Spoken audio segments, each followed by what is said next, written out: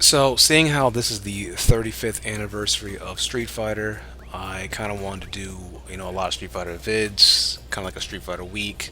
So, talk on, various things of Street Fighter, like my love for it, my first experience with it, as I showed in the previous vid, me buying Championship Edition and how I felt and how it kind of spurned, or not spurned, but spurred my love for Street Fighter.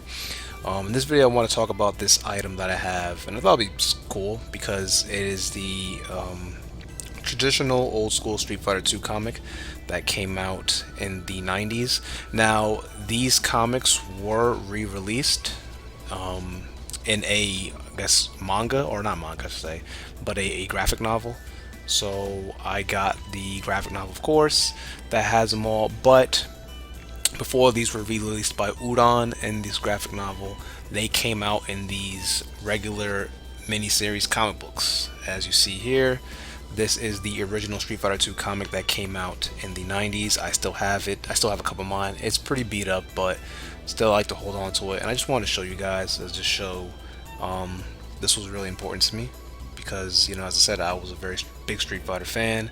After my love of playing Champion Edition, Street Fighter 2 Turbo, and then eventually playing Super Street Fighter, I was enamored with Street Fighter and wanted to collect anything Street Fighter. So this is part of my collection of the many Street Fighter things that I hold, and this is the comic book. As you see, it was in color, unlike the black and white. Even had a little bio at the bottom that kind of described, spoke about each character and what they did. It gave you their move sets and their height and everything. And it was cool. It was a cool miniseries. You saw the Street Fighter characters go and fight against each other in the whole Street Fighter tournament. And it was also the very first time that we had any kind of story in Street Fighter, right? Because remember, Street Fighter came out, and outside of what you saw in the booklets, there was no real information on the fighters. So you had a very brief rundown of the characters, but you didn't have any like fleshed out story. So this comic series was actually the first attempt at actually explaining and delving into the Street Fighter characters and their lore and really getting a feel for their personality, likes and dislikes and all that.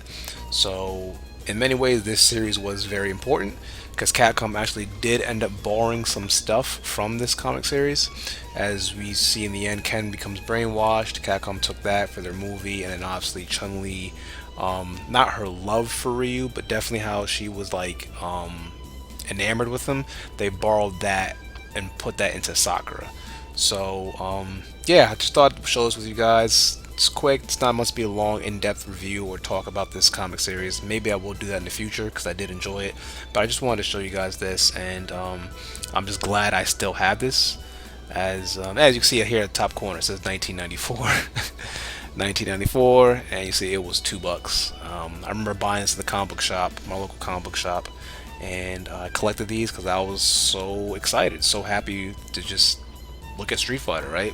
It went just beyond the games. I wanted to have all the memorabilia. So again, happy birthday to Street Fighter. Just me celebrating this 35th anniversary, and I just wanted to show this comic book. And I have others, but they're scattered throughout this house, and eventually I will find them. But luckily I do have the manga, again I keep saying manga, I do have the graphic novel that contains all of these comics in it. So, but this one's in color, so I'm happy about it.